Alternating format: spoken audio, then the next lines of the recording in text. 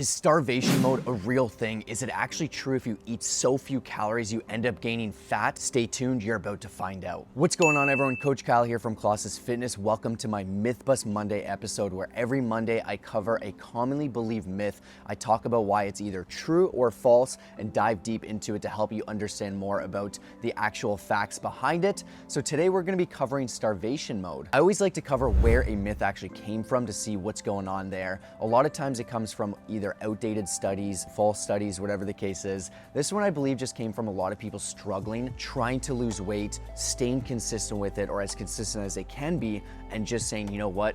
This is not happening. I'm doing everything possible and it doesn't work. I'm in starvation mode and it's not a thing. So let's break that down and jump into the real truth of this actual myth. So with this specific myth, when you look at other countries around the world that are struggling from hunger, you'll notice that they're not struggling to lose body fat. In fact, they're unfortunately very malnourished, they're very skinny, and you can see that they're just highly under consuming their calories. And this is a prime example of what happens when you're just consistently eating less than you should be consuming per day. This could be the actual outcome of starvation mode. Starvation mode isn't that you've put on fat when you undereat, it's that you just get extremely malnourished, you get very skinny, you lose muscle mass and all that other stuff. Now, while starvation mode doesn't exactly exist, metabolic adaptation certainly does. Yes, metabolism slows down as you lower your calories, but you'll never lower your calories so much that your metabolism overcorrects and you put fat back on. Throughout a dieting phase, there will be struggles, there will be plateaus, there will be times where what you were doing previously won't consistently work and changes need to be made, but that doesn't mean that you're in starvation mode, even if you get your calories to a very low amount.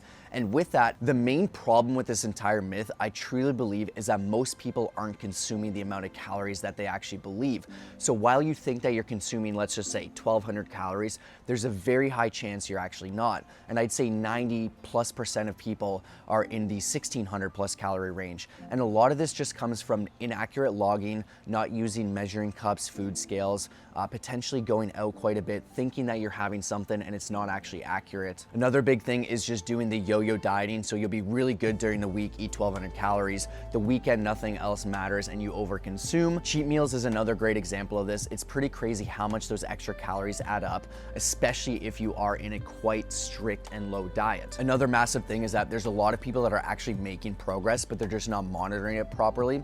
So one of the biggest things we do for all of our clients is we have a bunch of different touch points to measure progress. So if we're gonna use the scale, we need to use it properly. We're not just gonna do one random weigh-in every few weeks or every week or so. We're gonna keep a log of how many weigh-ins you have within the week. We're gonna plug it into a spreadsheet. We're gonna calculate the average, and that's gonna make a really, really big difference instead of that random weigh-in, which could be higher or lower depending on what day it is.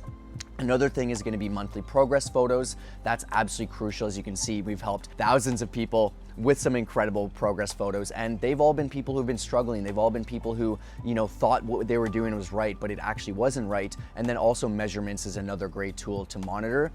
And we do that every month to make sure that we're moving in the right direction. So I guess you could say a big mistake within this is people who think that the numbers that they're hitting isn't getting them to where they want to be, but it actually is. You're just not monitoring progress in the right way. So with that, we have to remember we cannot argue science. It is tried and true that if you are in a calorie deficit and you're eating less calories than you're burning, you absolutely will lose weight over time. It may end up being a little bit slower if you are someone who's been dieting for quite a while, if you are someone who isn't exactly in a massive calorie deficit, but that's totally fine. Slow progress is still progress, and that's something important to consider. The biggest and most important thing holding most people back from seeing the results they're striving for, the thing that's causing a weight loss plateau, is just inaccuracy. Now, you don't need to be perfect, but it is something to consider, and that's where I think a lot of people believe that this starvation myth is actually what's holding them back. And the last thing to consider is if you are in a really, really big calorie deficit, let's say you are eating 1,200 calories per day,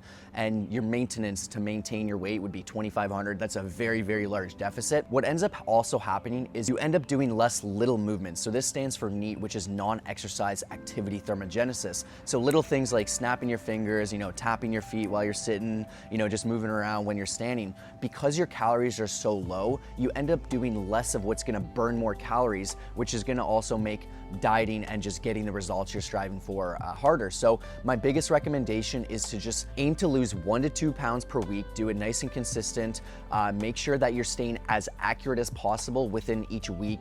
Hire someone for accountability as well. That's where I think a lot of people will struggle, because when you go about this entire journey to lose fat, to try to, get your dream body, and you're doing it yourself, and then there's all these stalls and there's these obstacles and then there's a lot of things going on, most people just give up because you feel like a failure. You feel like you just don't have what it takes, because you've been trying for so long and you haven't seen the scale go down, because you're starving some days and you just don't know if what you're doing is right. So I want to take the guesswork out of the process for you. I've helped over 4,500 people online in the last 10 years, and I want to see you finally get the results you're striving for and finally stop struggling. So make sure to click that first link down below, no strings attached, just fill out an application. It's going to bring you to my website, and I'll make sure to get back to you as soon as possible with more info as to how I can help. But hopefully this makes sense, this entire video. Starvation mode has absolutely been busted. If you stay within your calorie range, you absolutely will get your goals. It's just a matter of time. Thank you so much for spending time with me today. I hope you enjoyed this episode. We'll see you in the next video of Myth Bust Monday. Cheers.